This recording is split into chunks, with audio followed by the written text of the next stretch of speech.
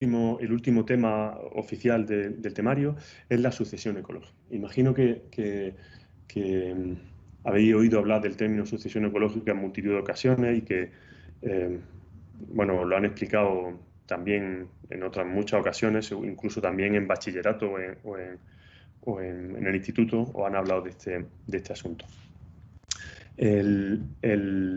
La sucesión ecológica se puede definir como una serie de procesos que ocurren en los ecosistemas de manera natural, de manera espontánea, y que provocan siempre una serie de patrones de cambio en la estructura del ecosistema que son comunes en todos los casos, o al menos se han descrito de manera común en todos los casos en lo que se ha estudiado la sucesión.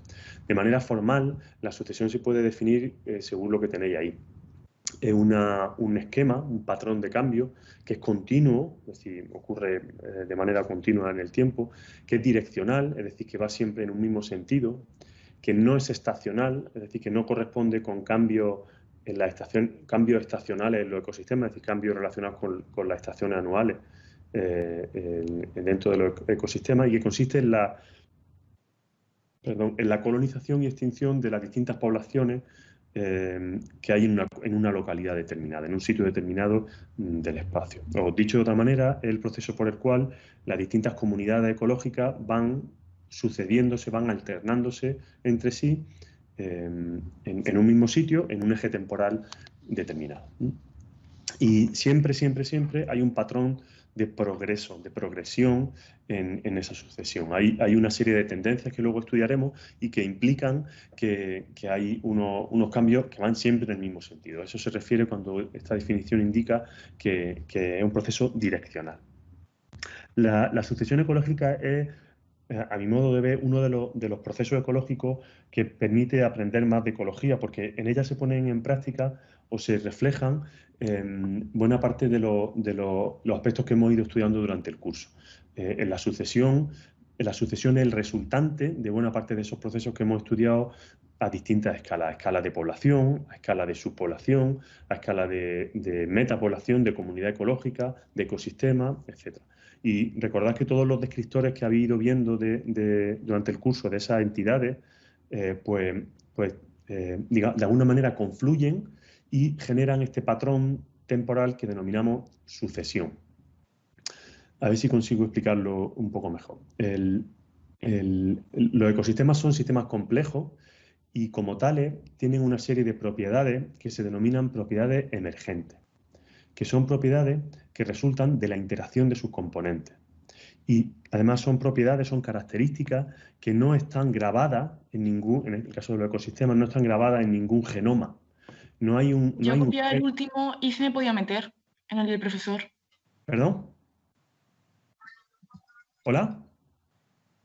¿Alguien ha dicho algo que merezca ser escuchado?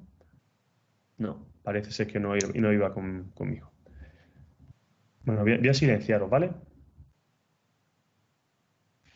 Si alguien tiene que decir algo, pues que lo diga.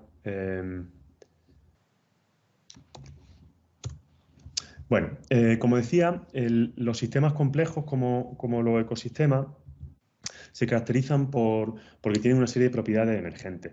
Y algunas de estas propiedades, o buena parte de estas propiedades emergentes, no están contempladas su creación en ninguno de los genomas que constituyen ese sistema complejo, en el caso de un ecosistema. O dicho de otra palabra, en ningún genoma de ninguna especie existe un gen que diga que debe existir la sucesión y que esa sucesión debe ser direccional hacia una mayor complejidad. Este proceso, que se repite y que por tanto es un patrón común en todos los ecosistemas que conocemos, es una consecuencia de las propiedades características de los elementos que constituyen los ecosistemas. En concreto, por ejemplo, esto es una consecuencia de la dinámica demográfica de las especies, de esa tendencia que tienen los individuos de crecer y reproducirse. También es una consecuencia de la competencia, de las interacciones intraespecíficas, del mutualismo, de un montón de procesos que se combinan sin que haya un plan preestablecidos, se combinan y dan lugar a ese proceso complejo que es la sucesión. ¿Entendéis? Es algo parecido a la cultura humana. La cultura humana no está en nuestros genes. Es una consecuencia es una propiedad emergente de una sociedad de individuos que somos los humanos. Por eso la sucesión ecológica es tremendamente importante, porque es una propiedad o responde a una propiedad emergente de un sistema complejo. Como sois muchos, no preguntaré, ¿entendéis? Sino que diré, si alguien no lo entiende, que lo diga, ¿vale? Y lo repito encantado. Bueno, y otra característica de la sucesión es que ese cambio progresivo ocurre hasta que se llega a una situación que se denomina clímax, una situación climática, que se caracteriza porque en esa situación el ecosistema se encuentra totalmente alineado y adaptado a las condiciones físicas en las que se encuentra. Es decir, la cantidad por ejemplo, la cantidad de biomasa que genera un ecosistema determinado en un estado clímax es la máxima que puede generar con las condiciones edáficas en las que está, con las condiciones climáticas, con la topografía, etcétera, etcétera. Es decir, el clímax se considera como el estado final de una sucesión ecológica en el que ese ecosistema ha alcanzado, digamos, un equilibrio con el clima. Y pongo equilibrio entre comillas porque el clima cambia todo el rato. Por tanto, es un equilibrio pues, relativo, es un equilibrio teórico, fundamentalmente, ¿no? La sucesión ecológica, bueno, según esto, podríamos pensar que, dado que lleva existiendo vida en la Tierra miles de millones de años, pues deberíamos tener muchas comunidades clímax, muchos ecosistemas que han llegado a su clímax. Esto no pasa, y no pasa por una serie de razones. Una de las más importantes es porque existen perturbaciones. Las perturbaciones son alteraciones, modificaciones, impactos que afectan a los ecosistemas y que de alguna manera retrasan, paran o hacen que la sucesión regresione, retroceda, se vaya hacia atrás. Es como si esas perturbaciones alejaran al ecosistema de conseguir, entre comillas, esa situación final que es la comunidad climática. Y hay muchos tipos de perturbaciones, ahí tenéis unos cuantos ejemplos, el viento, el fuego, los deslizamientos, el pastoreo, etcétera, etcétera, ¿no?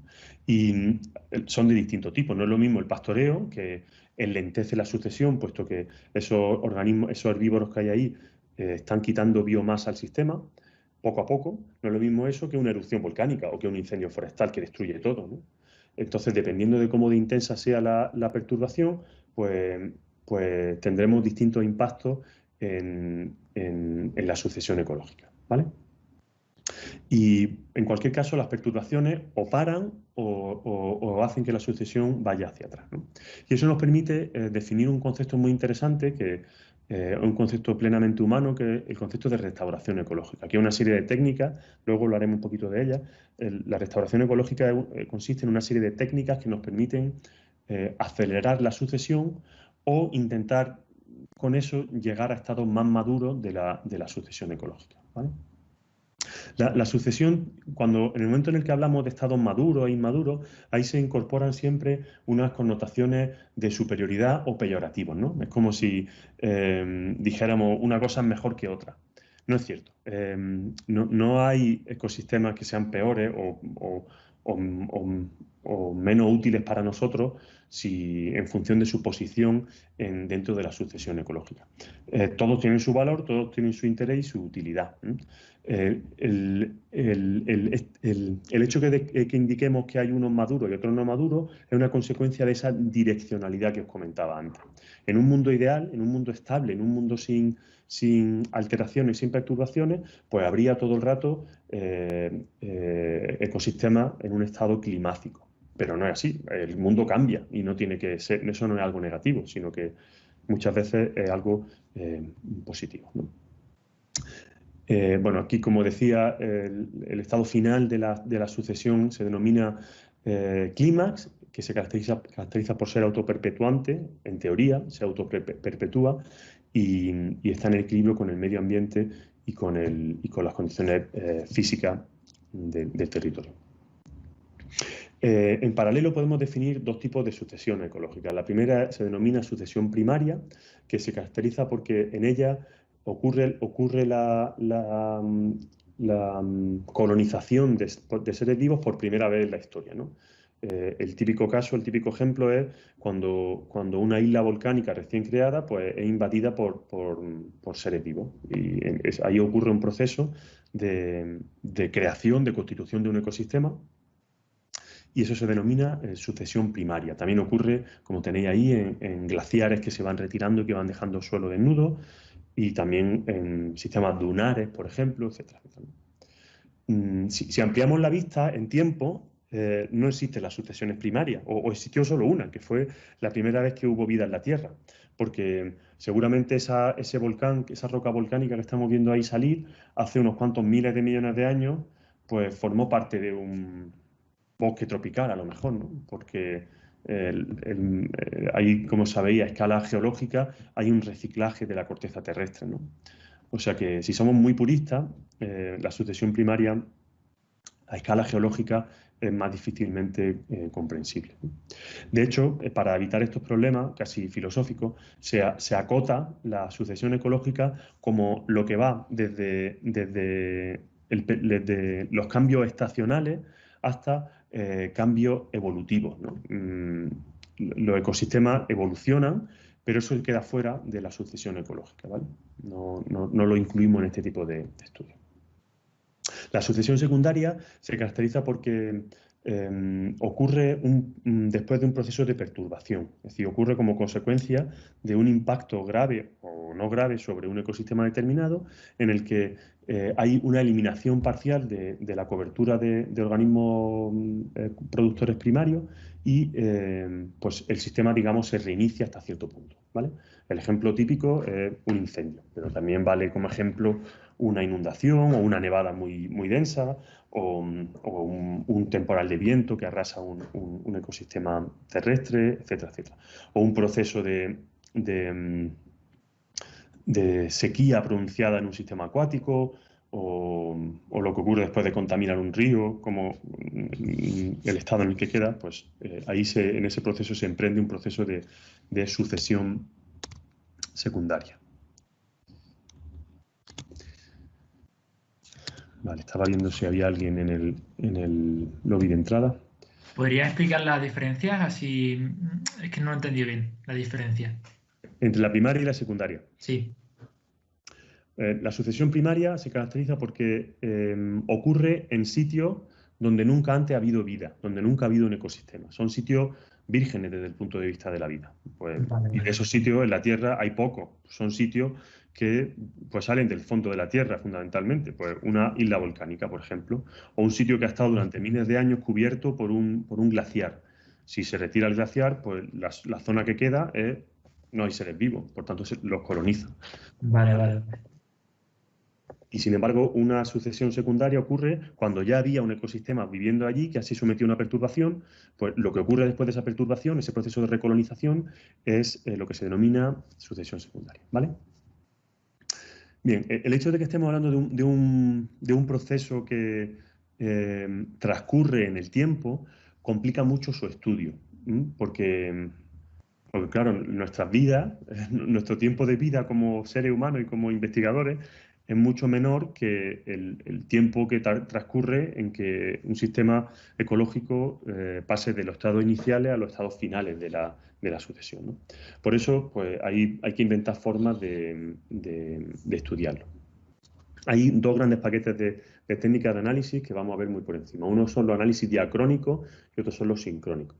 Los tipos de análisis diacrónicos consisten en revisitar un sitio determinado en el cual estamos estudiando la sucesión cada cierto tiempo. Pues esta sería la forma más fácil de analizarlo, porque es visitar un sitio cada cierto tiempo y hacer un seguimiento de los cambios que se observan aquí, ¿no? La dificultad de esto, o sea, este es el método más preciso, pero la dificultad que tiene es que pues, te mueres, porque llega a viejo y aquello pues, puede haber cambiado más o menos en función de las condiciones climáticas. Por tanto, puede que requiera varias generaciones de investigadores, ¿no? Eso complica muchísimo el asunto, ¿no? La otra técnica, el otro conjunto de técnicas se denominan técnicas sincrónicas, que consiste en hay dos opciones, en buscar los cambios temporales en el ecosistema, en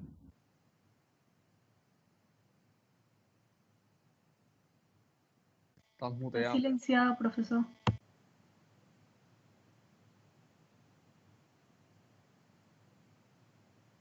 Pero no oye a nosotros. Sí, alguien me ha silenciado a mí. Petardo, no me silenciéis. Ay, pero no lo silenciéis, hombre. No me silenciéis, ¿vale? Bueno, no sé, si queréis, a mí me da igual. Hombre, a mí me pagan por no esto. plan.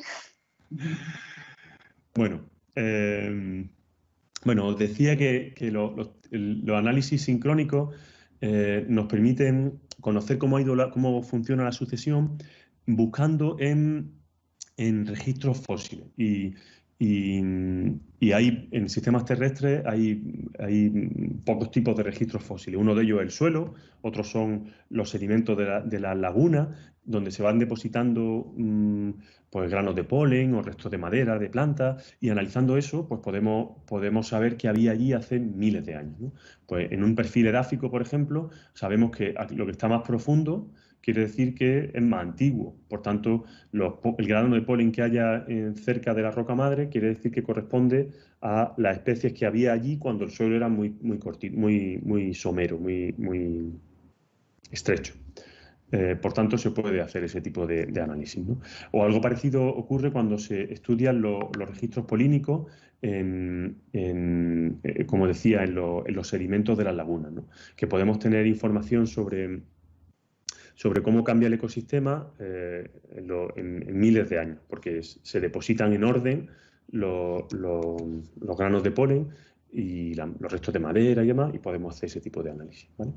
La otra opción, desde un punto de vista sincrónico, y esto es un poco complicado de entender, consiste en intentar suplir la escasez de tiempo con mucho espacio. Este tipo de técnica se usa cuando analizamos, por ejemplo, la regeneración después de un incendio. Imaginad que queremos saber qué le pasa a los encinares cuando hay un incendio. A los encinares que viven sobre rocas calizas en un piso climático mesomediterráneo.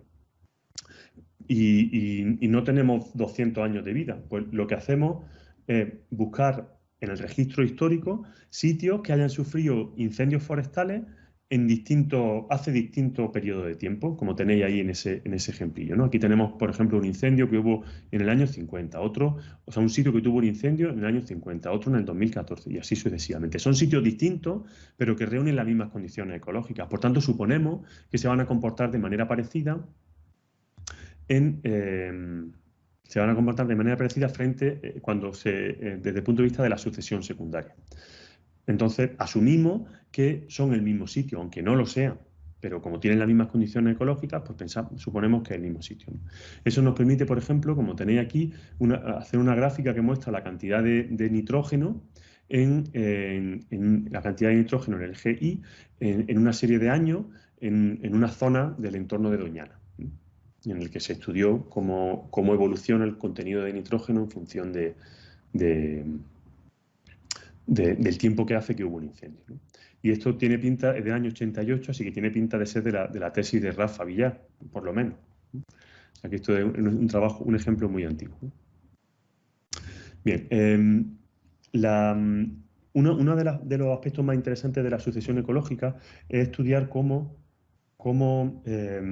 ocurre, cómo van cambiando los ensamblajes de las especies que van apareciendo en el ecosistema.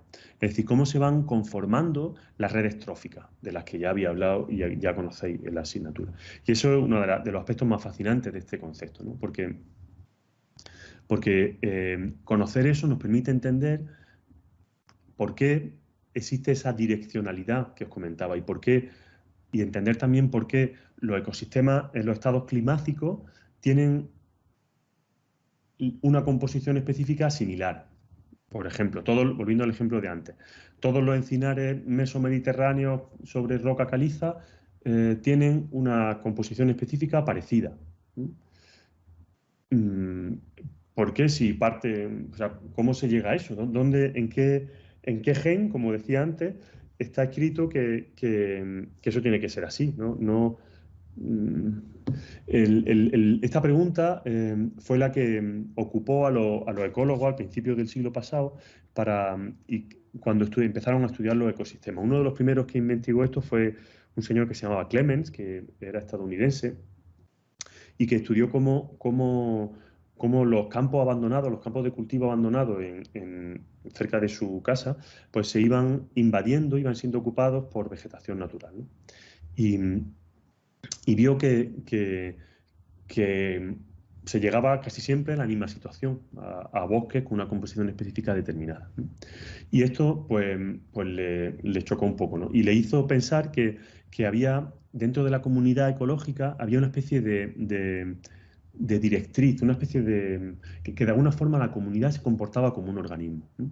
Es decir, que había una norma en algún sitio escrita que indicaba que pues, tenía que ir hasta ese sentido, ¿no? Hoy hemos visto que no existe esa norma, que, como decía antes, el hecho de que esto ocurra es una consecuencia de las propiedades, es una propiedad emergente del ecosistema, pero todavía no entendemos cómo ocurre eso. Sabemos que no hay una tabla de mandamientos que le dice a la comunidad que tiene que ensamblarse de tal o cual manera, pero todavía no entendemos bien cómo las partes pequeñitas se ensamblan y dan lugar a una comunidad climática, ¿vale? Hay muchos intentos de explicar esto, muchas teorías, muchos modelos. Os voy a contar 3 de ellos, solamente 3 de ellos, los 3 más sencillos y probablemente de los más comunes, que son el modelo de facilitación, el de tolerancia y el de inhibición. Los 3 ocurren en la naturaleza, no son modelos excluyentes, sino que los 3 ocurren. Hay ejemplos de los 3. Vamos a estudiarlos por separado porque, como sabéis, es más fácil entender la totalidad viendo primero, reduciendo complejidad, reduciendo dimensionalidad y viendo solamente algunas partes. El mecanismo de sucesión por facilitación consiste en que las primeras especies que llegan a un terreno determinado, imaginemos un sitio, una sucesión primaria, pues las primeras especies que llegan, con su actividad, facilitan la entrada de la otra especie. Y cuando digo facilitan, no quiere decir que sean buenas y que digan, venga, voy a ayudar a que vengan otras que me desplazan. No. Como sabéis, no hay conciencia, no existe ese concepto en la naturaleza y menos aún en las plantas, que son las primeras que llegan a colonizar, sino que... Un ejemplo podría ser los líquenes, ¿no? Exacto. Que facilitan la llegada de plantas, sí, ¿no? Sí, señor. Pues, exacto, ese es un buen ejemplo. Los líquenes, cuando colonizan una roca desnuda, con su actividad van provocando la meteorización de esa roca, van cambiando las composiciones químicas, la composición química de esa roca, también permiten que con su estructura capturan partículas de polvo y eso dispara un proceso fundamental en sistemas terrestres que es la edafogénesis. Con lo cual, transcurrido unos cuantos cientos de años por lo menos, pues habrá un trocito de suelo lo suficientemente bueno como para que germine una semilla. Y cuando esa semilla crezca, pues probablemente hará que el ambiente sea menos adecuado para que viva el líquido, ¿no? Y ahí ocurrirá ese proceso de cambio de comunidad. Efectivamente, ese es un buen ejemplo. Y este tipo de sucesiones se han estudiado mucho, o este tipo de procesos se han estudiado mucho en los glaciares, que la retirada de glaciares. Un ejemplo muy estudiado es en Alaska, en un glaciar, en un parque que se llama Glacier Bay, la bahía del glaciar. El nombre no es muy bueno. Los gringos es que darle nombre a las cosas no se les da muy bien. A muchas de sus playas le llaman playa 1, playa 2, playa 3. Pero bueno. Bueno, pues este glaciar se han observado desde hace mucho tiempo procesos de retirada de los glaciares. Aquí tenéis un dibujo en el que se ve la ubicación, digamos, donde estaba la lengua del glaciar en distintos momentos. Y eso hace que se tenga bien cartografiado cuándo quedó libre de hielo una zona determinada, ¿no? Entonces, eso permite estudiar bien cómo se han ido colonizando esas zonas, ¿no? Y se ven casos como este que os contamos aquí. Es un ejemplo clásico, es muy sencillo de entender y se muestra en esta gráfica. Aquí vemos cómo a lo largo del tiempo va cambiando la concentración de nitrógeno en el suelo, ¿no? Y al principio vemos que hay muy poco nitrógeno y que luego va aumentando. Las primeras especies que llegan aquí son los alisos. Los alisos en ambientes como los de Alaska son especies pioneras que llegan, cubren aquello, hay muchísimas semillas, invaden el terreno y como son organismos fijadores de nitrógeno, aunque no sean leguminosas, tienen una simbiosis con una bacteria, creo que se llamaba Frankia, no me acuerdo ya yo de esto mucho, pero sí, el caso es que fijan nitrógeno y eso hace que el proceso de edafogénesis pues, ocurra un poquito más rápido, ¿no? Con lo cual la cantidad de nitrógeno aumenta y eso hace que las semillas de abeto, que antes no podían germinar, pues puedan germinar.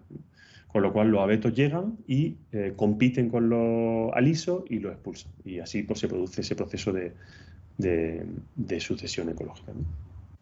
Así que la facilitación es un proceso pues, muy importante que se ha estudiado mucho, sobre todo en los primeros pasos de las sucesiones primarias, ¿vale? El segundo mecanismo, que también ocurre, ya digo que no son excluyentes, es el que se denomina inhibición. Y es el opuesto. Consiste en que las especies se van reemplazando porque compiten entre sí, porque unas son mejores competidoras que otras. Ya habéis visto, cuando hablasteis de la competencia, pues igual fui hasta yo el que os habló de esto, no me acuerdo. Bueno, ya sabéis que la competencia es una fuerza fundamental en la dinámica de los ecosistemas, pero que estamos viendo en los últimos años que la cooperación y los mutualismos son también tremendamente importantes, ¿no? Es decir, que la competencia no es el único driver, el único motor de la evolución y del funcionamiento de los ecosistemas. Sin embargo, la sucesión pues, tiene su importancia, ¿no? El mecanismo de sucesión por inhibición consiste en que hay especies que son mejores competidoras que otras, que compiten mejor que las otras y que nadie puede echarlas de allí. No es como en el caso del aliso, que no solo era mala competidora frente al abeto, sino que además le ayudaba al abeto a entrar, sino que una vez que ellas ocupan el territorio, no hay quien las quite de ahí, ¿no? No hay mecanismo biológico por el cual puedan ser exterminadas. El estudio clásico, el ejemplo clásico de este tipo de mecanismos se estudió en las costas de California hace ya un montón de años, a finales de los 70, y se vio como especies del género Ulva, que como sabéis es una alga verde, compiten con especies de Gigartina, que es una alga roja. Entonces hicieron un experimento, estos investigadores, y soltaron bloques de hormigón en la costa y vieron qué pasaba. Y vieron estos patrones de sucesión. Vieron que al principio Ulva era la primera en llegar y luego sus poblaciones subían y bajaban, pero al final prácticamente desaparecían y que luego entraban otras especies y que en los estados finales de la sucesión los que ganaban era Gigartina, fundamentalmente Gigartina canaliculata. Bueno, pues se pusieron a explicar, a tratar de averiguar por qué pasaba esto. Y en su experimento ellos se sabía que Ulva es una especie pionera, es una especie, digamos, de la R, ¿no? Que se reproduce continuamente, que es una buena pionera. Sin embargo, las algas rojas son más de la K, tienen un crecimiento estacional, se reproducen más lentamente y sin embargo son muy resistentes al estrés, ¿no?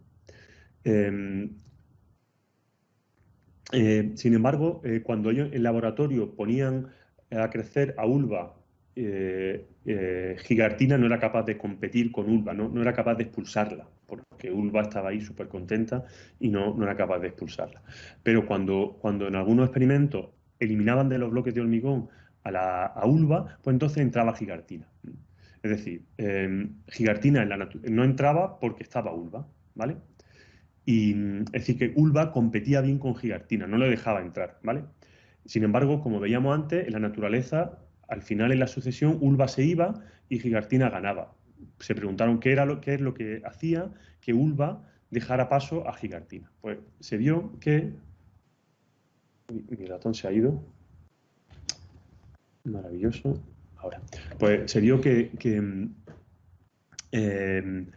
el factor que promovía la sucesión eliminando a Ulva era el estrés provocado por las mareas bajas.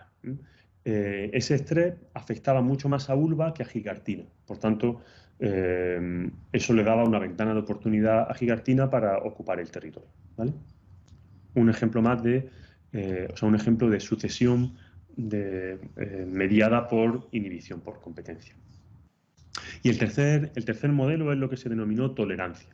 que consiste en que las especies en realidad no compiten, o las que, digamos, las que ganan, las especies finales de la sucesión no son necesariamente las mejores competidoras, sino que son aquellas en las que son capaces de tolerar niveles más bajos de recursos.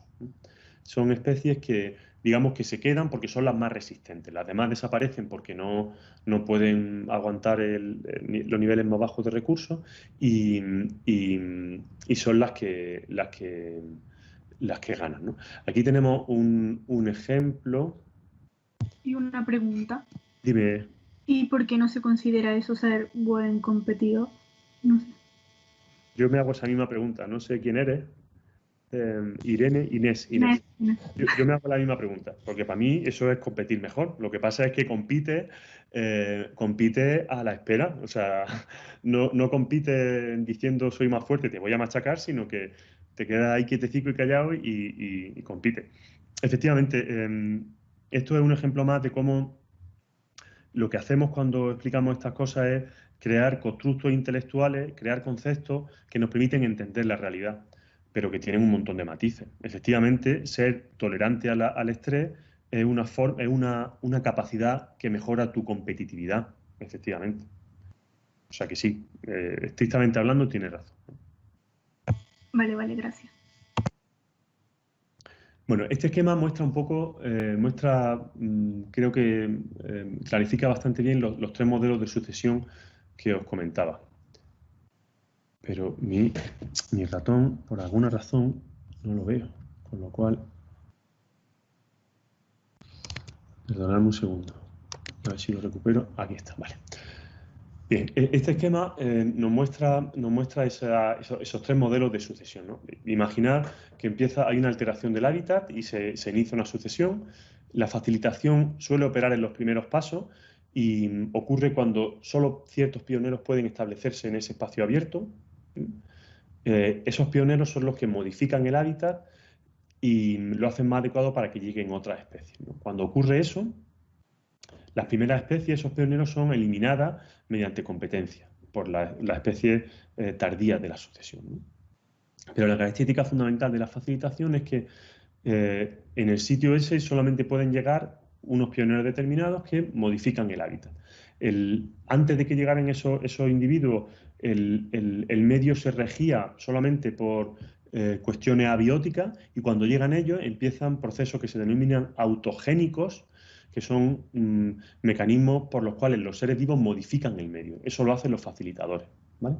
En el caso de que esto no ocurra, en el caso de que cualquier especie pueda llegar a adulto bajo las condiciones que hay en el medio después de la alteración, pues operan la tolerancia o la inhibición. Esto quiere decir que la facilitación es especialmente frecuente en la sucesión primaria, y las otras dos son más frecuentes en la sucesión secundaria, por esta misma razón, porque en este momento cualquier especie puede llegar a adulto bajo las condiciones que prevalecen, ¿no? Y las diferencias entre una y otra son que en la inhibición, la modificación del hábitat por parte de esas especies, de las especies que llegan, lo hace menos adecuado para las especies más avanzadas en la sucesión, ¿no? Esto era el ejemplo que habíamos visto con la gigartina y con la ulva, ¿no? Lo que hace ulva con el hábitat impide que llegue gigartina, ¿vale? Sin embargo, en el caso de la tolerancia, la modificación del hábitat de la especie no tiene efecto en el asentamiento de la otra especie. Por eso, Inés, es por lo que aquí se supone que no hay competencia, porque el hecho de que llegue una especie no modifica las probabilidades de que lleguen otras. En ese sentido, no hay competencia. Pero luego, en el siguiente paso, en el momento en el que las especies que había son eliminadas por los adultos de las etapas tardías, pues ahí sí hay competencia. Aquí es donde se pone de manifiesto la tolerancia, el hecho de que los adultos de las especies tardías son más resistentes al estrés que los adultos de las especies no tardías en la sucesión. ¿Vale? Sí. Bien, bueno, espero que con este esquemilla os quede un poquito más claro. Oye, ¿hacéis normalmente un pequeño descanso o no? La última vez no hicimos ninguno, la verdad. Pues a veces lo hacemos de 5 minutillos, depende de cómo, vamos, del tiempo que vamos, depende de cómo veamos que va la clase y tal. Vale, yo como hemos empezado un poco tarde, casi prefiero seguir y si acabamos antes, mejor. ¿Cómo lo veis? Yo Sí, pienso sí. que mejor así también. Vale. Vale. Venga, bueno, pues seguimos avanzando. Uno de los aspectos, como decía antes, más importantes de la sucesión es conocer cómo se ensamblan las comunidades de las etapas finales de la sucesión. Es decir, cómo ocurre ese proceso, ¿no? Y para entender ese proceso es muy importante tener en cuenta o conocer los parámetros demográficos de las especies que constituyen esas comunidades. Uy, perdón.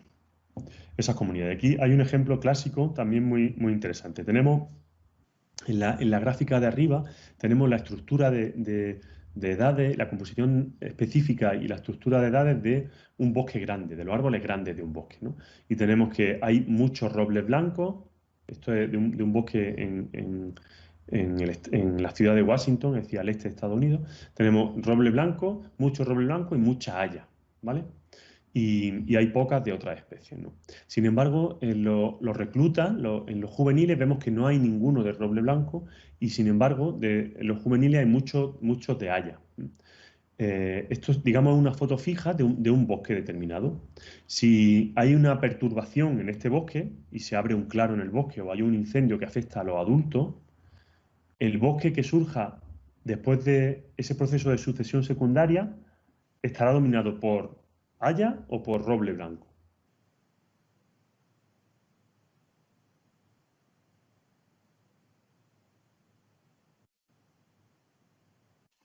Por haya. Haya, ¿no? Claro, puesto que es la única especie o la especie que tiene más reclutas. Es decir, de alguna manera los reclutas son los individuos en los cuales se deposita el estado futuro del bosque. Y eso es un ingrediente más a tener en cuenta para saber cómo se ensamblan las distintas comunidades dentro del proceso de sucesión.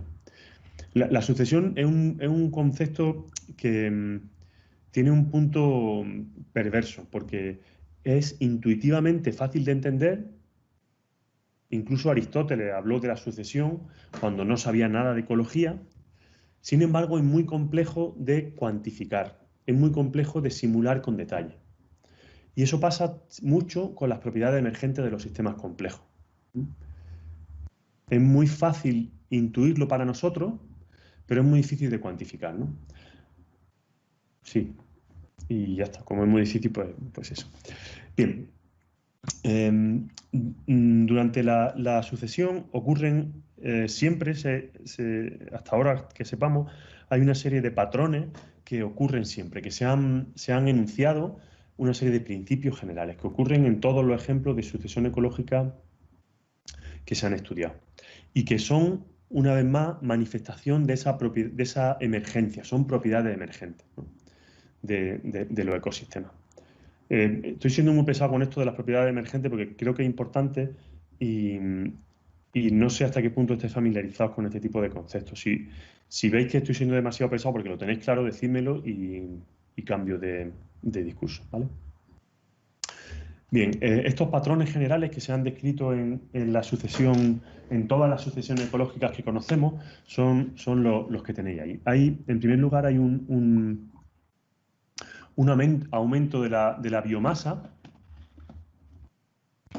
un aumento de la producción primaria, una disminución de la productividad, un aumento de la diversidad y también hay una serie de mecanismos homeostáticos. Vamos a verlo con cierto detalle.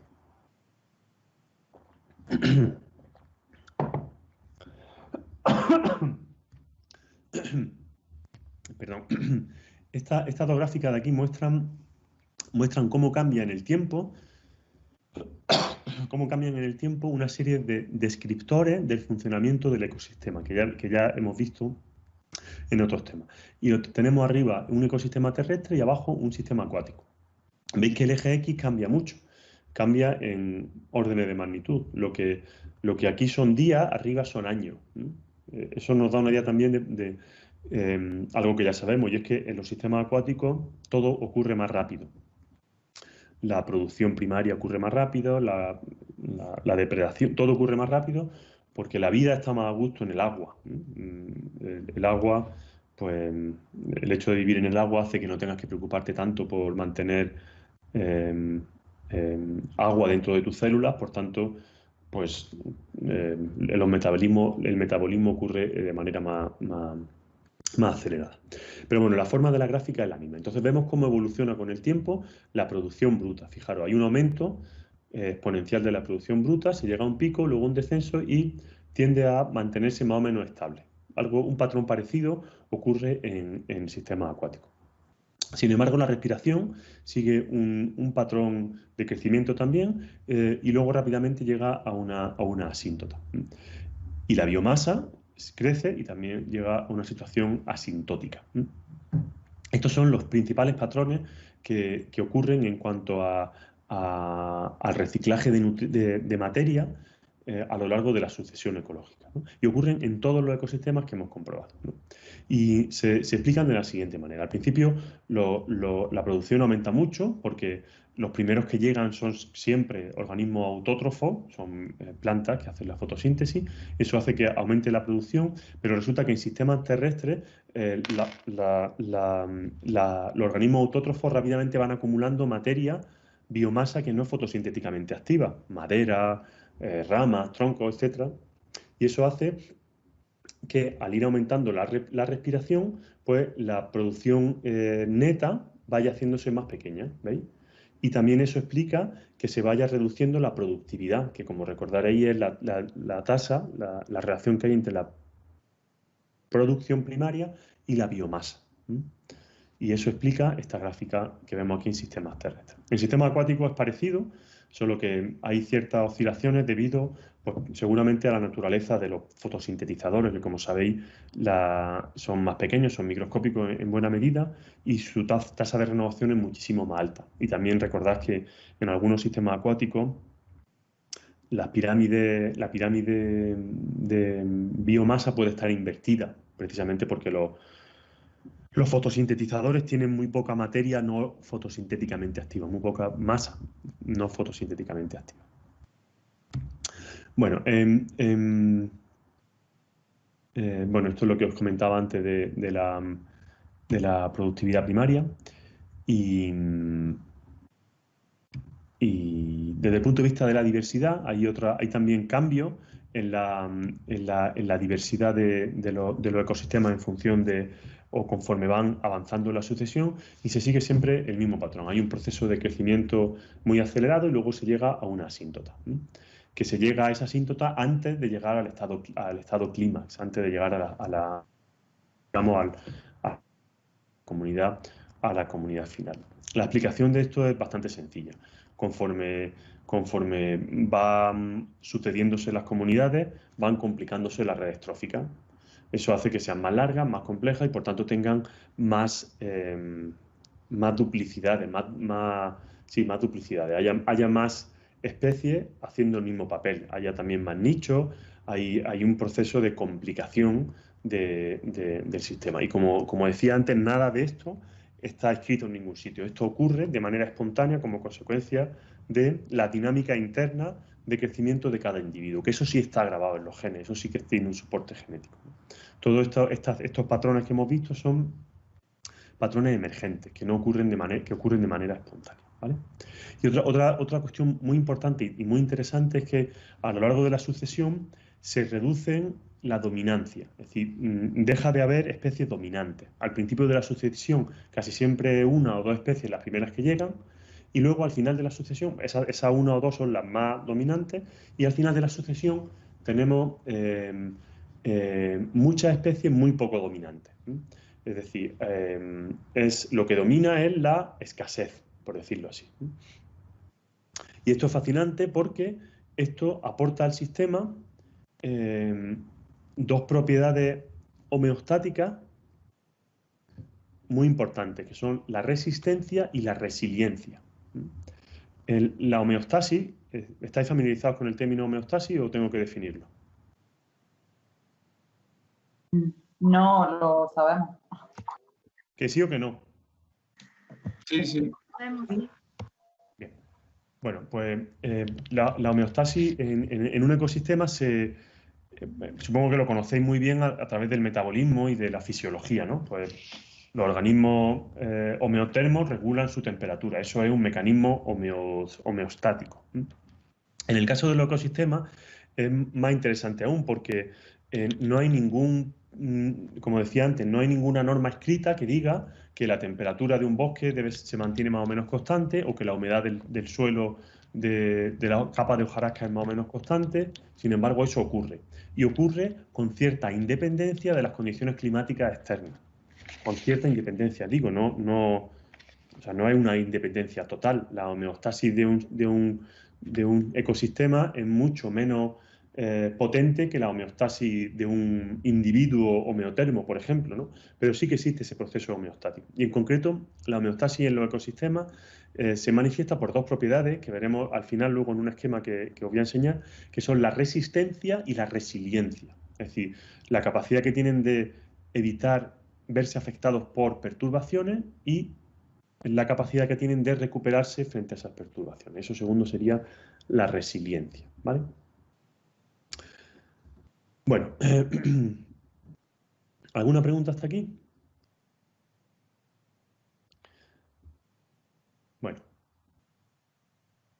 Bueno, pues hemos visto buena parte de los conceptos principales de la sucesión ecológica y ahora vamos a ver algunos aspectos aplicados que son de una gran utilidad. Como he comentado antes, la sucesión se puede ver alterada por las perturbaciones, que son impactos externos que reinician la sucesión o la retrasan o directamente la destruyen, o sea, no puede acabar con la sucesión. Pues este concepto da lugar a la idea de restauración de áreas degradadas que os he comentado antes, que se puede definir como el conjunto de técnicas que nos permiten acelerar la sucesión ecológica con objeto de llegar lo antes posible a una situación climática, ¿vale?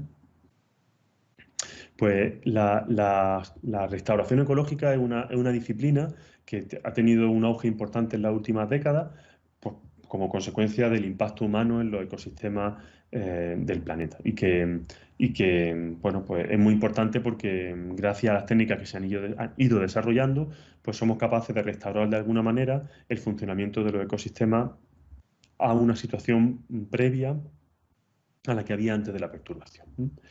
Entonces vamos a hablar hoy aquí de algunos ejemplos de restauración centrados en un tipo de perturbación muy común que son los incendios forestales.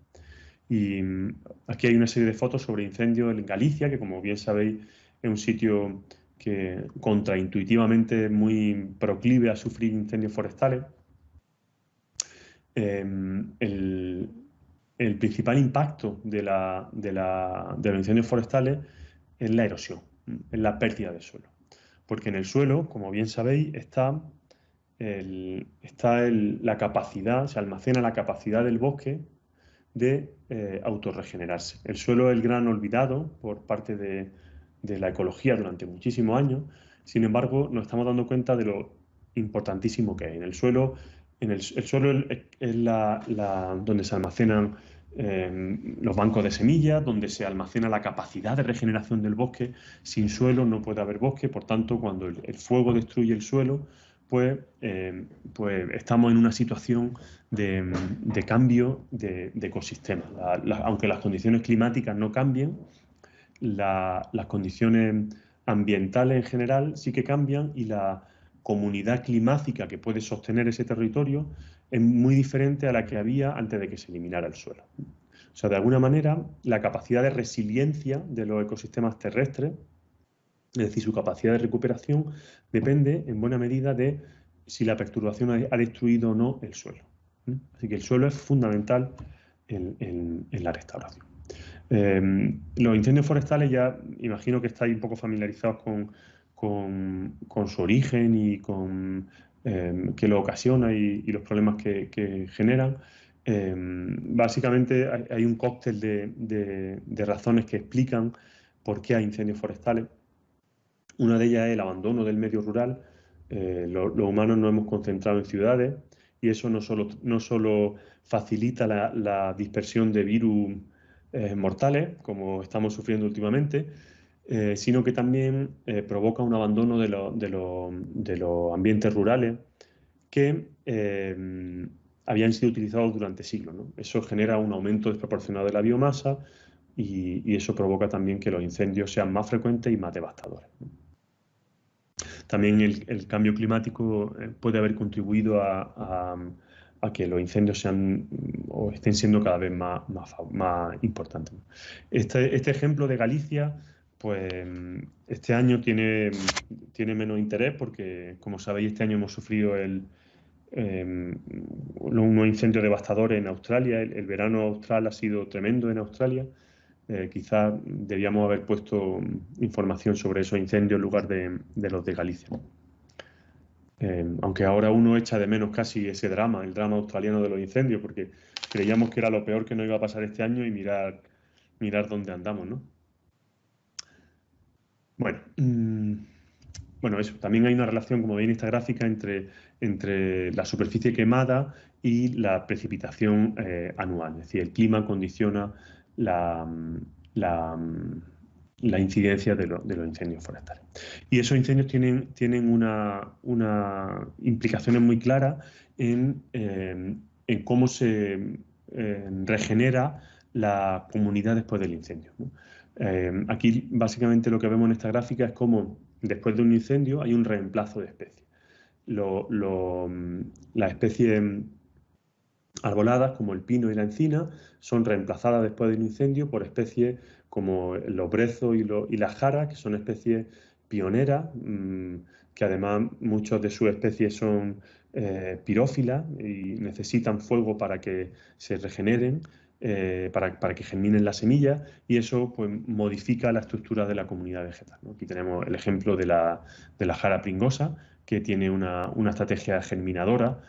Sus semillas germinan después del fuego, es decir, está adaptada al fuego, tanto que pues, resulta beneficiada por ella. Pues, y aquí tenéis dos ejemplos de especies rebrotadoras, que ya las conocéis, como el alcornoque y el brezo, las especies del género Erica, y que también son especies adaptadas a convivir en sitios con alta probabilidad del fuego. Ninguna de estas especies vive en Galicia, que era de donde teníamos los datos antes.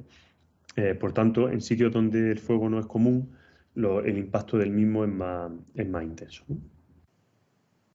La adaptación al fuego es otro aspecto muy interesante que no vamos a hablar con detalle aquí, pero que bueno, conviene aunque sea comentarlo un poquito, porque interviene mucho y afecta mucho a la sucesión ecológica. Cuando hay un incendio, bueno, todo desaparece y hay como dos estrategias a la hora de caracterizar la recolonización del terreno en un proceso de sucesión secundaria. Por un lado está la capacidad de rebrotar, como las que tienen el alcornoque o los brezos, y luego la capacidad de germinar, ¿no? Y ahí tenéis una tabla que demuestra muy bien los distintos tipos, las distintas estrategias que siguen las plantas en ese sentido. Tenemos plantas que son consideradas como rebrotadoras facultativas, que son plantas que tienen capacidad de rebrotar y también tienen banco de semillas en el suelo. Es decir, rebrotan si quieren, por decirlo así a lo bruto, porque también tienen semillas. Es decir, pueden rebrotar y pueden regenerarse por semilla. Y luego tenemos especies que no son capaces de rebrotar, pero sí tienen banco de semillas. Estas son germinadoras obligadas. Estas especies pues solamente pueden regenerarse por germinación de sus semillas. Si el incendio ha sido muy intenso y ha sido tan intenso que ha destruido todo el suelo, o si después del incendio ha habido unas lluvias que han arrastrado el suelo, pues esas especies no tienen nada que hacer. No es una estrategia ganadora en ese sentido. Sin embargo, tenemos especies que no tienen banco de semillas, es decir, que sus semillas no aguantan más de un año en el suelo, se degradan, pero pueden rebrotar. Estas son las rebrotadoras obligadas. Y luego tenemos especies que que ni tienen bancos de semillas ni son capaces de rebrotar. Esas especies, como imaginaréis, son las últimas en llegar a un sistema, en una sucesión secundaria después de un incendio, porque para llegar a un sitio tienen que colonizarlo, es decir, tienen que llegar de fuera. Cuando hay un incendio, estas especies pues desaparecen y desaparecen, ¿vale? Bueno, pues con este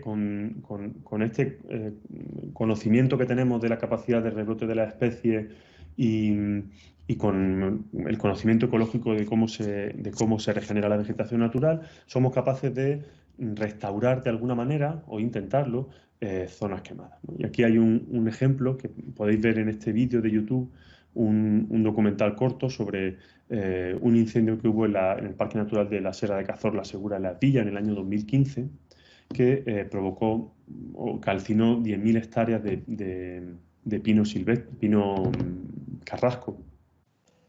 Y bueno, y podéis ver cómo se restaura. Yo os voy a contar solamente rápidamente algunas ideas sobre la restauración de los incendios, sobre cómo se hace, para que veáis cómo se relaciona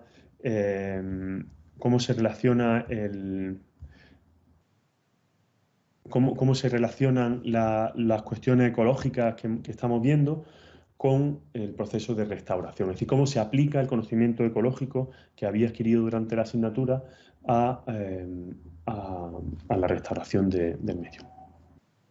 Este esquema resume muy bien cómo... Me comenta que, o sea, bueno, el vídeo no está disponible. Lo he ido a buscar y dice que no está disponible. Así, qué raro, lo vi yo ayer. Si le da... Vamos, yo le he dado clic al link y no... Me dice, el vídeo no está disponible. Espérate, no. Un momentito. Creo que es porque no sé, si le das clic no coge todo el... No coge todo el enlace, sino que solo coge la primera línea, como son 2 líneas. Vale. No sé si me Voy a explico. probar eso. Sí, voy a probar eso. Es posible que sea eso. Pero el problema es que no puedo coger todo eso y darle a clic, o sea, al control clic. No puedo... A mí sí me funciona. A ver. Sí está. Mira, he puesto el enlace en la sala.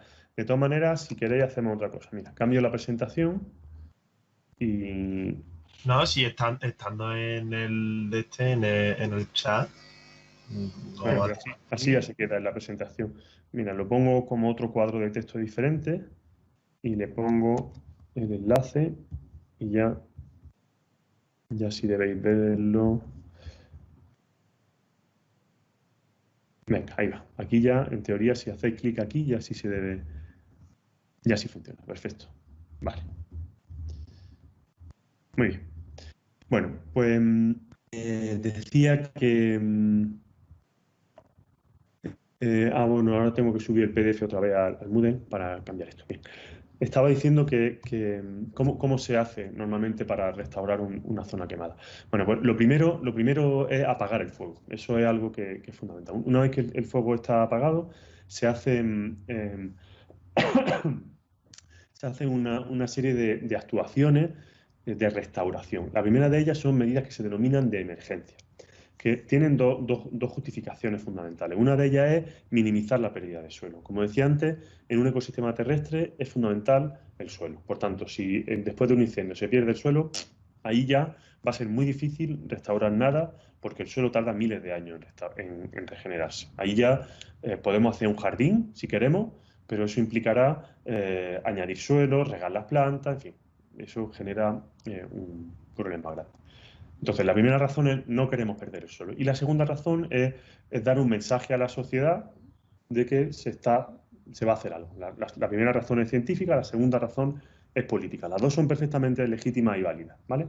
Pero la segunda, desde un punto de vista científico, pues tiene menos interés, pero como no solo hay ciencia en el mundo, sino que también hay sociología y hay gente en el mundo, pues también hay que prestarle atención. Normalmente cuando hay un incendio, los habitantes de la zona quemada pues necesitan saber que la administración se está preocupando para que la cosa para revertir los impactos del incendio. Por tanto, pues se exigen medidas de emergencia. Las medidas de emergencia casi siempre tienen que ver con actuaciones para minimizar la pérdida de suelo. Y eso se traduce en varias cosas que luego veremos. Varios ejemplos que luego os contaré. Después de ese proceso de emergencia, de ese proyecto de emergencia, hay un proceso de restauración forestal que requiere un trabajo más concienzudo y que se lleva ya más tiempo. Los trabajos de emergencia se hacen se intentan hacer antes de la primera temporada de lluvia, por razones obvias, para evitar la erosión, y el proyecto de restauración pues, puede demorarse unos cuantos años más en función casi siempre de la disponibilidad presupuestal, ¿vale? En cualquiera de los dos casos, siempre hay un estudio de gabinete en el cual se analiza, se recopila toda la información que hay de la zona quemada. Primero hay una cartografía a escala detallada de la zona que se quema. Normalmente mediante una fotografía aérea o con un helicóptero se recorre el contorno del incendio y con un GPS se vuela, se delimita el área perfectamente. Se hace una cartografía de la vegetación que había antes del incendio. Este mapa de vegetación que tenéis aquí es cutre. Hay mapas de vegetación muchísimo mejores que nos dan una idea más clara de lo que había ahí. Decir que había Pinus alepensis, pues lo mismo que decir que había árboles. Lo importante es saber en qué densidades, en qué ladera había más o menos, qué otras especies había, en fin, tener información mucho más detallada. Otra información importante es saber cómo de intenso ha sido el fuego. Y para saber esto, se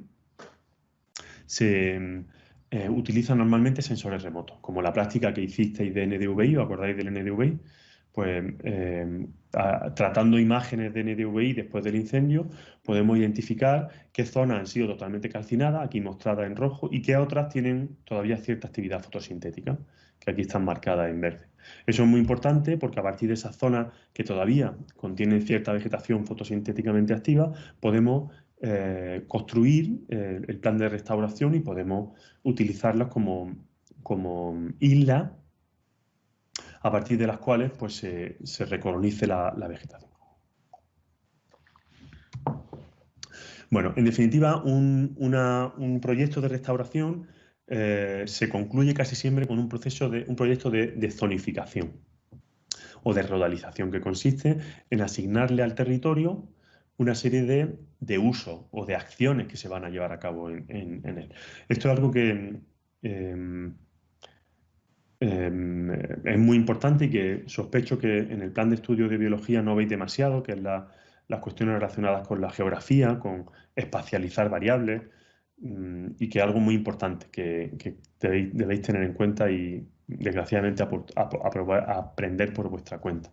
Consiste básicamente, como decía, en mediante combinación de una serie de variables, definir cuál es la ubicación adecuada de cierto tipo de actividades. Pues aquí, por ejemplo, en el Rodal 1, que son los colores estos rojizos, pues vamos a hacer fajina y albarrada, apeo de la madera quemada, transporte de la madera con caballo, hidrosiembra o siembra aérea, plantaciones con pino alepensis y quercuiles, etcétera, etcétera.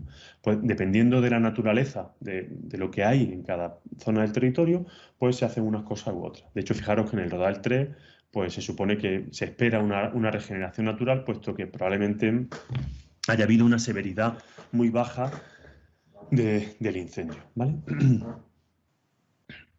Bueno, algunos ejemplos de estas actuaciones. Pues esto que vemos aquí en esta foto es una acción típica que consiste en la creación de fajinas.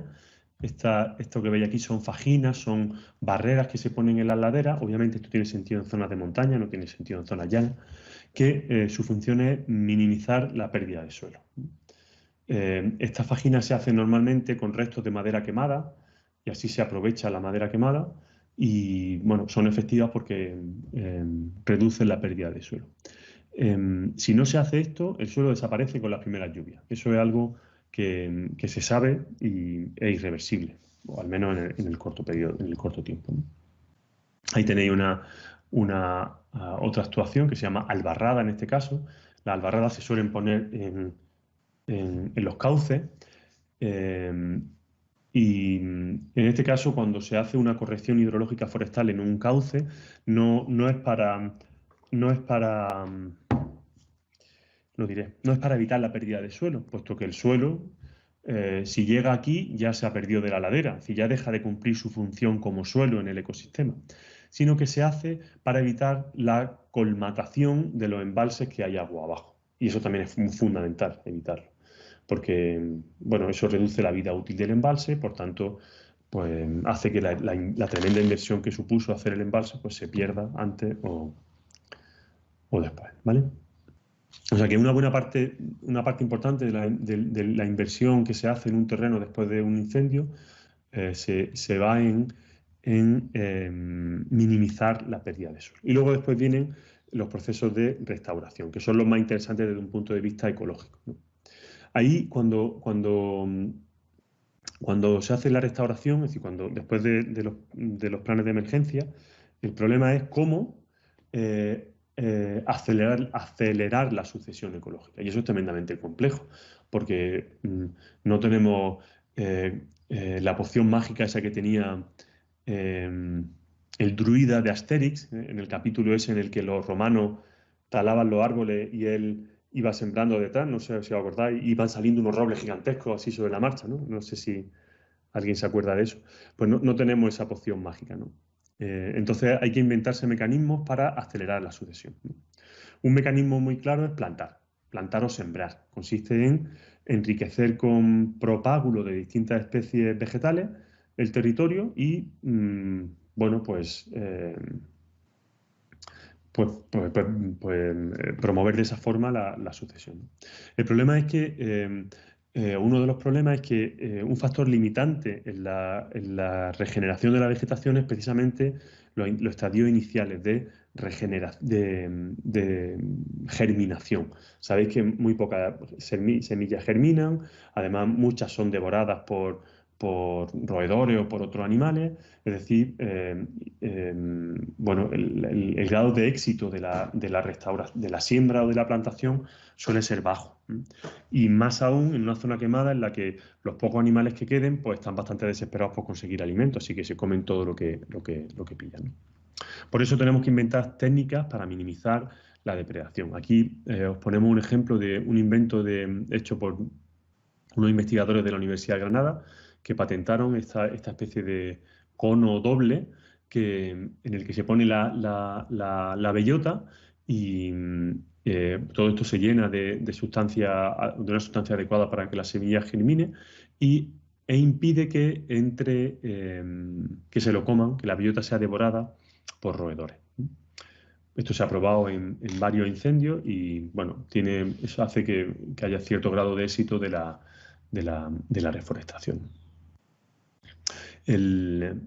Bueno, aquí estamos hablando de la restauración post-incendio, pero el ejercicio más fascinante Oye, he sido súper rápido, ¿no? Son las 1, madre mía. Bueno, el ejercicio más alucinante de restauración forestal que hemos tenido en España y probablemente en Europa en los últimos 100 años es la plantación de los pinares de repoblación en toda buena parte de nuestras montañas. Durante la segunda mitad del siglo XX, bueno, finales de la primera mitad, segunda mitad del siglo XX, se plantaron en España casi 1 millón de hectáreas de pinares de repoblación. Y todo se hizo pues utilizando técnicas muy rudimentarias, ni mucho menos estas técnicas tan refinadas.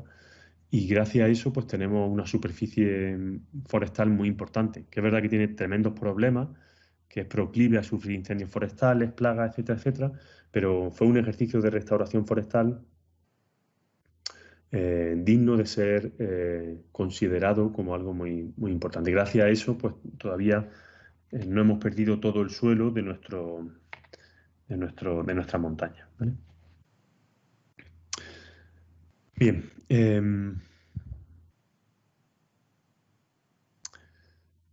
Bueno, pues por mi parte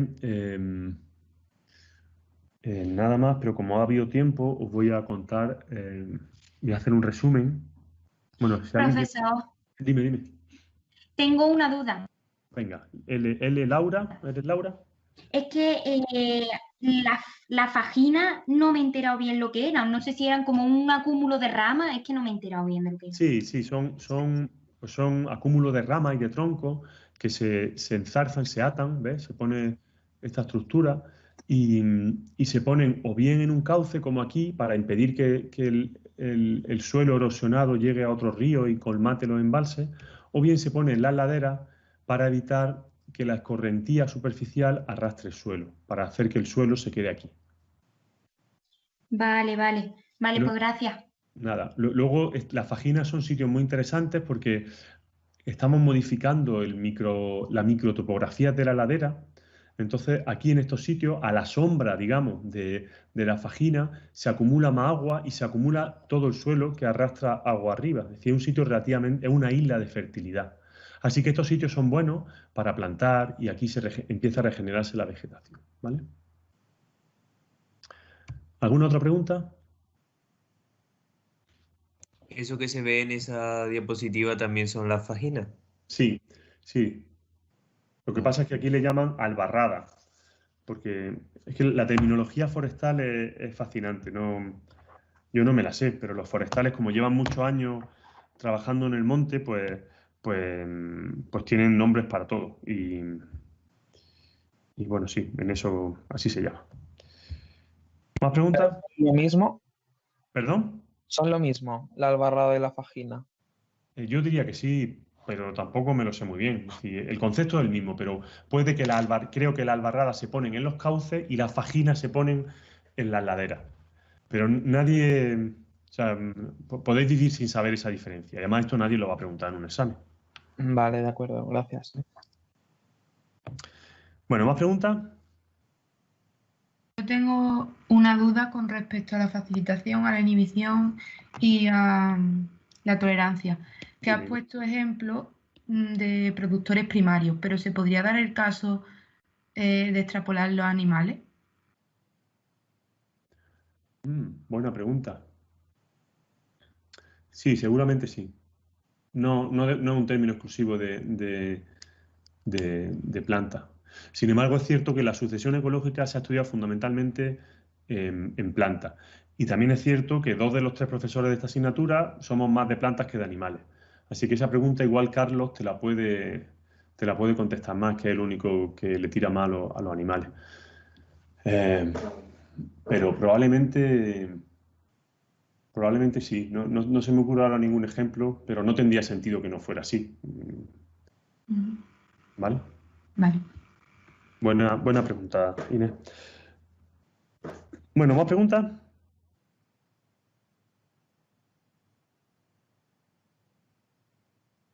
No tenéis más preguntas, vale. Pues entonces voy a hacer ahora un ejercicio. Un ejercicio de hacer sobre la marcha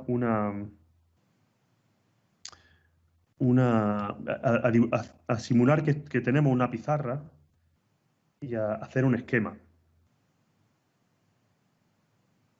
¿Vale? Entonces, para eso voy a dejar de compartir mi pantalla con vosotros y voy a compartir otra de una tablet para que veáis mi tablet. Esto es un invento un poco raro, pero vamos a ver qué tal sale.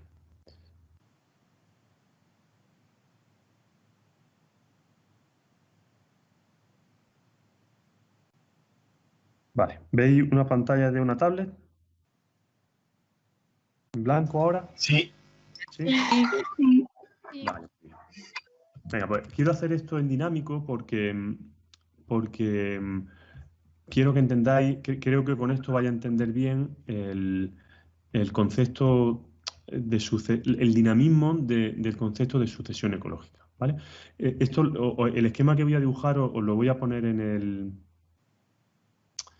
el Moodle. De hecho, está ya como en la diapositiva final de la presentación.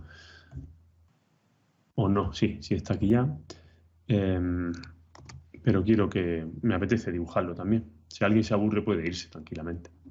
Vamos a suponer que empezamos vamos a describir la sucesión ecológica y para eso vamos a utilizar un eje. En el eje X vamos a poner el tiempo. Una pregunta, pero no se puede ir nadie, ¿no? Tenemos que hacer el Kahoot. Es verdad, no os vayáis. Sí, gracias. No os vayáis. Bien, perdón. Haré el Kahoot. Vale, vamos a suponer que... ¿Cómo? Bueno, sigo. Bien, imaginad que tenemos en el eje X el tiempo y en el eje Y tenemos pues una variable que puede explicar bien cómo cambia el funcionamiento de un sitio determinado cuando en él hay una sucesión ecológica. Vamos a suponer que en el eje Y ponemos el NDVI, ¿vale? Lo voy a representar como igual o parecido a NDVI, como si el NDVI fuera un buen subrogado, un buen sustituto del funcionamiento de un ecosistema en un momento determinado, ¿vale? Y voy a ir representando qué pasa qué pasa en ese sitio. Vamos a imaginar en primer lugar que en este sitio es un lugar en el que estamos evaluando la sucesión y es una sucesión primaria, es decir, nunca antes ha habido seres vivos ahí, ¿vale? Entonces, lo primero que ocurre es que llegan las primeras especies fotosintéticamente activas y empiezan a funcionar. Y veis que hay un patrón estacional, que lo estoy representando con ese patrón sinusoidal, que no sería sucesión, ¿no? Sin embargo, vemos que conforme va transcurriendo el tiempo, esa especie va invadiendo el terreno, va aumentando su producción, va produciendo cada vez más biomasa y bueno, pues se inicia ese proceso de sucesión ecológica. En estos primeros momentos de la sucesión, estos son los momentos en los que la facilitación tiene más peso, en un proceso de sucesión primaria. Le vamos a llamar a esto facilitación, ¿vale? Porque es esa especie la que con su actividad está modificando la dinámica del sistema, está haciendo que los factores abióticos ya no sean tan importantes y que se vaya creando suelo de alguna manera. Antes de que llegara esa especie, lo que regía el funcionamiento de ese sitio eran lo que se denominan factores halogénicos.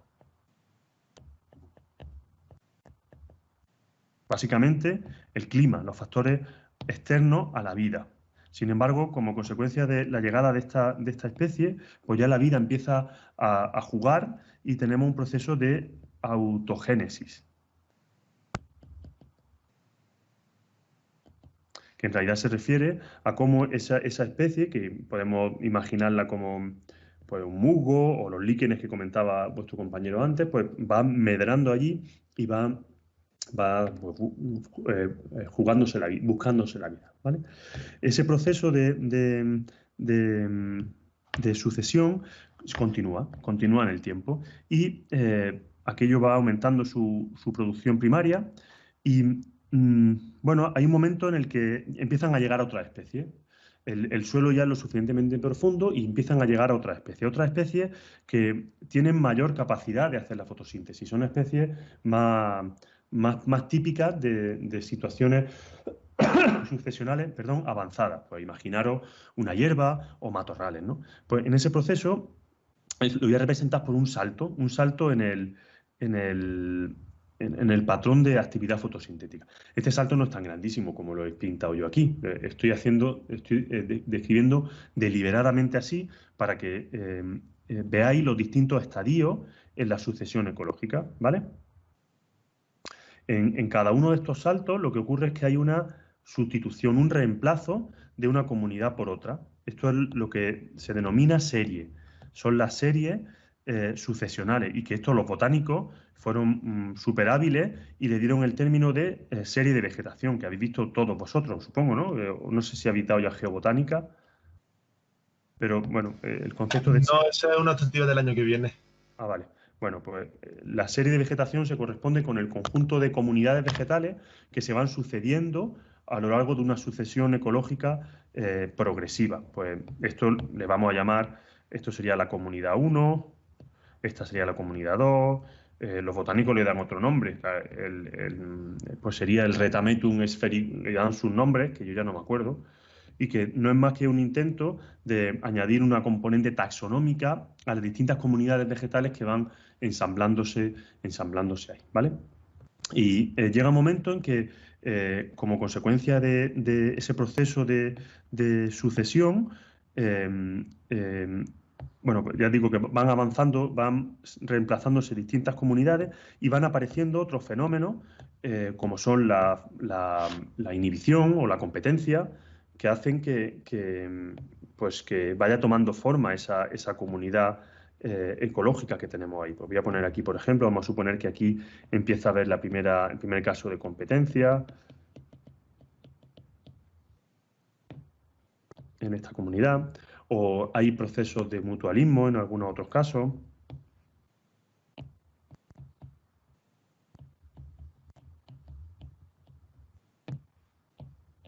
Aquí se empieza a poner de manifiesto lo que os decía antes de cómo se va complicando el asunto. Las redes tróficas son cada vez más complejas, hay cada vez más actores y eso hace que cada vez la red trófica se complique, el sistema sea más complejo y empiezan a ponerse de manifiesto algunas de las propiedades que comentábamos antes, de la resiliencia y la resistencia. También participa también o se pone de manifiesto el proceso de tolerancia que hemos visto. Mi letra es terrible, como podéis comprobar. También se me ha olvidado poner aquí que en todos estos procesos están ocurriendo fenómenos como los que vimos al inicio de la asignatura, que son la inmigración, y también hay procesos de emigración. Todo eso afecta a nuestro sitio. De hecho, la primera especie que llegó porque llegó de fuera, porque estamos diciendo que esto es una sucesión primaria, ¿no? Bueno, pues eso ocurre en todas las etapas. Y también vemos que en todo el proceso, lo que dispara todo ese proceso es la dinámica poblacional. Lo voy a poner aquí.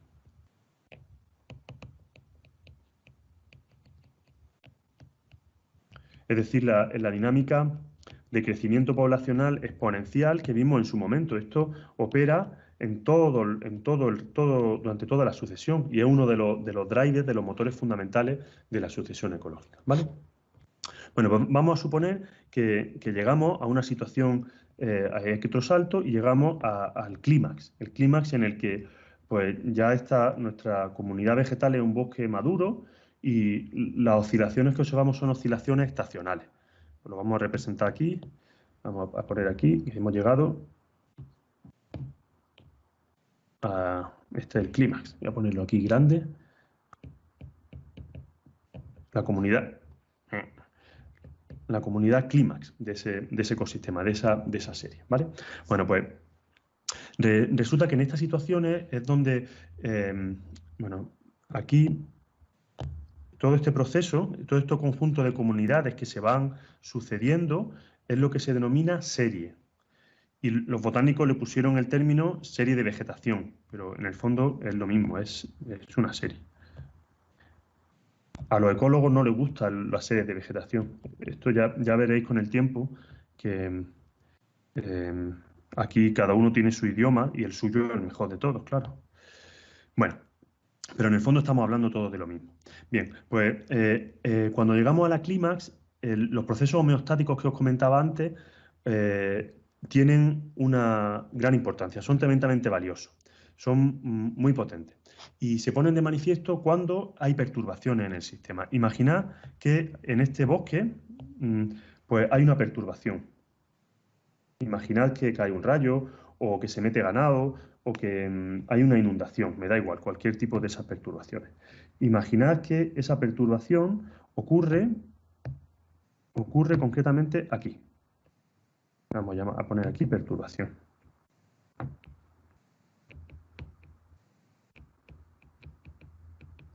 Si esa perturbación no es demasiado intensa, al ecosistema le da igual, ha seguido avanzando más allá de esa perturbación, ¿veis? De aquí en adelante sigue funcionando de la misma manera. Eso quiere decir que no le ha afectado.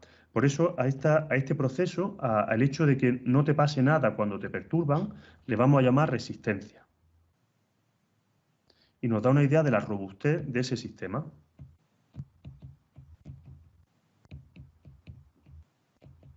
¿Vale? La resistencia aquí en este estadio de la sucesión es muchísimo más intenso que en los estadios iniciales de la sucesión. Lo voy a poner aquí. Una pregunta. Dime. Realmente es que no comprendo la diferencia. O sea, resiliencia es la capacidad que tiene un organismo de resistir a un efecto adverso, ¿no? No. Resistencia es la capacidad de no verse alterado por esa perturbación. Lo que le pasa a este ecosistema es que alguien le ha perturbado, pero a él le da igual. Si te soplo, tú eres resistente a mi soplo. No te pasa nada. ¿Vale? Vale, ¿y la resiliencia entonces qué es? Lo vamos a ver ahora mismo. En un segundo, ¿vale? Vale. Vale, entonces vemos que a lo largo de la sucesión aumenta la capacidad de resistencia. Por eso el cuadradito es más pequeño aquí abajo que aquí arriba. Es más pequeño aquí que aquí. ¿Ok? Bien, pero puede que la perturbación sea más intensa que la resistencia que tiene ese ecosistema. Entonces puede que, sigamos así, y que haya un proceso, una perturbación determinada que afecta al funcionamiento del ecosistema, que hace que, en este caso, tenga menos capacidad de producir biomasa, genere menos NDVI. Cae en picado. Pues esto puede ser un incendio, puede ser que alguien haya talado madera del bosque o lo que sea. Algo que hace que ese sistema se vea perturbado. Pues bien, si esa perturbación no transgrede un umbral determinado, vamos a llamarle a esto le vamos a llamar umbral. Un umbral determinado, ese sistema puede volver a recuperarse. Y se recupera tanto más rápido cuanto mayor es su resiliencia. Y esa es la resiliencia. ¿Vale? La resiliencia del sistema es la capacidad que tiene de recuperar la situación previa a la perturbación. Esto es resiliencia.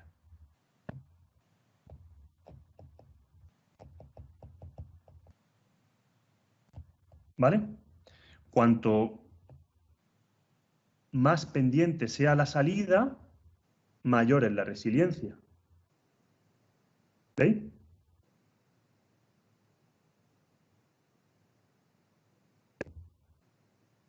El B sale digamos, del problema más rápidamente que la situación A.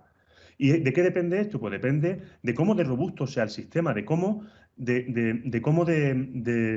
tupida sea la red trófica que hay en ese ecosistema y de cómo de intensa sea la perturbación. Una pregunta. Dime. Cuanto más complejo sea el ecosistema, mayor será la robustez del mismo, ¿no? También. Y también su resiliencia. Resistencia y resiliencia suelen ir juntas. Y depende de ti y de cómo de fuerte sea la perturbación, ¿no? O sea, si yo te soplo, no te hago nada, pero si yo fuera un gigante de 50 metros y te soplara, te fastidiaría mucho. Y si tú eres una hormiga y te soplo, sí te hago daño. O sea, depende de cómo de intensa es la perturbación y cómo de resistente eres tú. Vale. ¿Vale? Bueno, pues esto es lo que se denomina resiliencia. No sé quién era el que había hecho la pregunta, ¿no? Me sonaba la voz Abraham o no sé quién era, pero sea quien sea, ¿lo ha entendido? Sí, lo he entendido. Carlos, me llamo. Carlos, vale, perdona, Carlos. No te había reconocido. Bien. Vale. Una pregunta, porfa. Dime. Pero, entonces, para poder recuperarse de esa perturbación, también está modificaciones más fácil esa recuperación, o no sé si me estoy explicando. Es que no te oigo bien, Inés. Hay algo que hace ruido. ¿Ahora? Venga, inténtalo ahora. Que se tienen que dar otras modificaciones para que se supere esa perturbación, o simplemente por la robustez ya pueden superarlo. Depende. Puede que sí, o sea, puede que por sí mismo pueda recuperarse o puede que no. Aquí estamos hablando sin ayuda externa. Es decir, lo único que mantenemos constante aquí es el clima. El clima hace que el estado, digamos, climático antes de la perturbación sea el mismo que después de la perturbación. Entonces, si hay una perturbación, que imagínate que es una selva tropical y lo que hacemos con la perturbación es extraer un 10% de todos los árboles de tal tamaño, pero no hacen nada más, ni destruye el suelo, ni te cargan las lianas, ni mata animales, no hacen nada. Entonces el sistema puede amortiguar eso, aunque pierda biomasa, pero puede volver a crecer. Sin embargo, si lo retiras todo, Si destruye el bosque entero, pues entonces está rompiendo ese umbral de resistencia y de resiliencia del sistema. Y lo que ocurre en ese caso, lo voy a pintar aquí al lado, es que si vuelve a perturbar el sistema y supera este umbral, que es un umbral difícilmente definible, si supera ese umbral, ya me he quedado corto. Perdonadme un segundo. Voy a mover esto un poco para acá para que nos quede más espacio.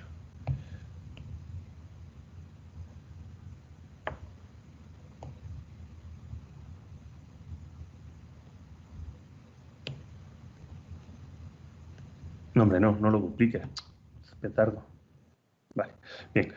Si volvemos a perturbar el sistema y hacemos que se pierda el suelo, por ejemplo, en el caso de un bosque, ya lo que se regenera ya no... Hay una sucesión secundaria, ya no primaria, sino secundaria, y el estado al que llegamos es otro distinto. Es otro ecosistema diferente. Entramos en otra serie distinta, puesto que las condiciones que hay aquí en este momento de tiempo son distintas a las que había aquí. Hemos destruido el suelo.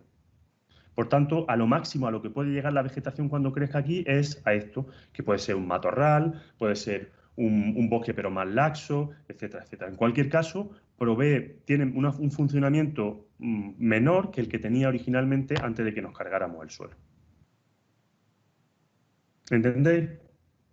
Vale, gracias. ¿Alguna pregunta de esto?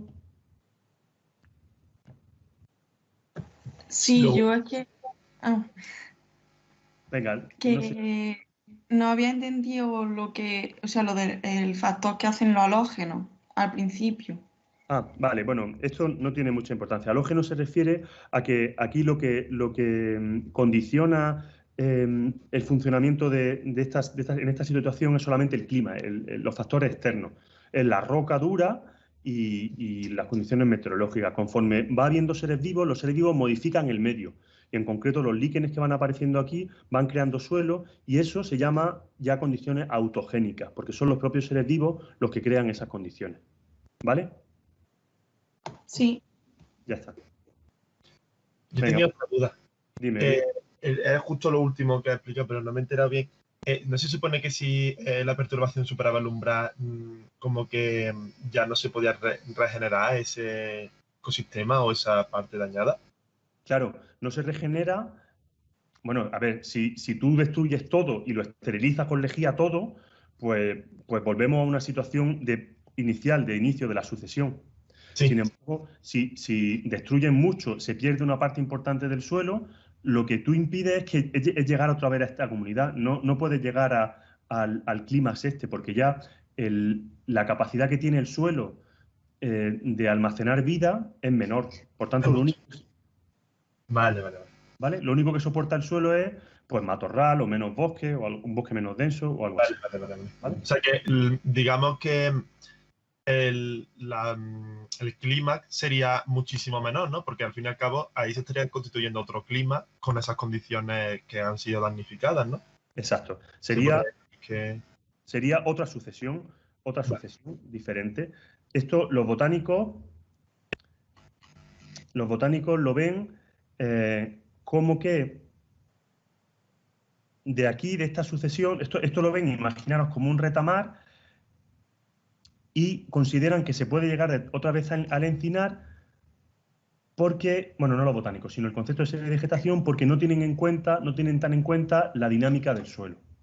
Entonces, desde un punto de vista ecológico, consideramos que esto es una serie diferente. Lo que ocurre aquí es una serie diferente, que solamente podrá llegar aquí a adaptarse, a alinearse con el clima cuando restauremos el suelo. ¿Vale? Vale. ¿Más preguntas? Entonces, en la sucesión secundaria se produce un menor rendimiento de la población, ¿no? O algo así se podría decir.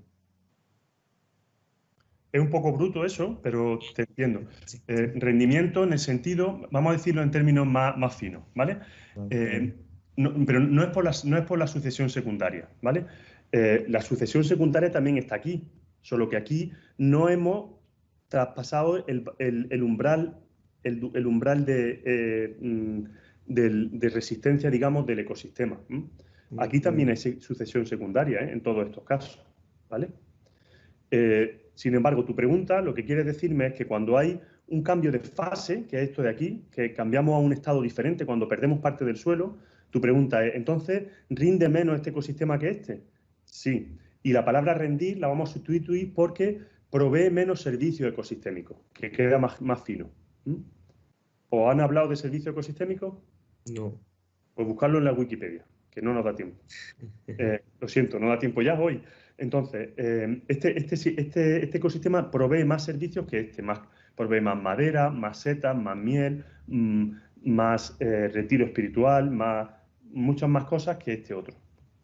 O también diferente. Es decir, cambia el patrón de rendimiento que tú has dicho, es decir, de suministro de servicio a la sociedad. ¿Vale? Como has dicho, cambiar el rendimiento ¿por qué? Servicio ecosistémico, ¿vale?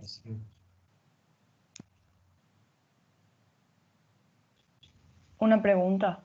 Dime. Conforme más complejas sean las redes tróficas y las interacciones entre organismos, ¿más bajo es el umbral o no depende de eso?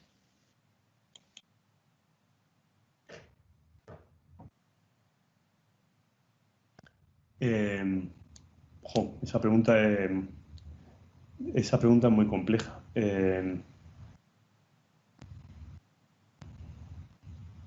Diría que en general sí. Ángeles, ¿quién es? Ángel. Diría que sí. Pero depende de muchísimos factores.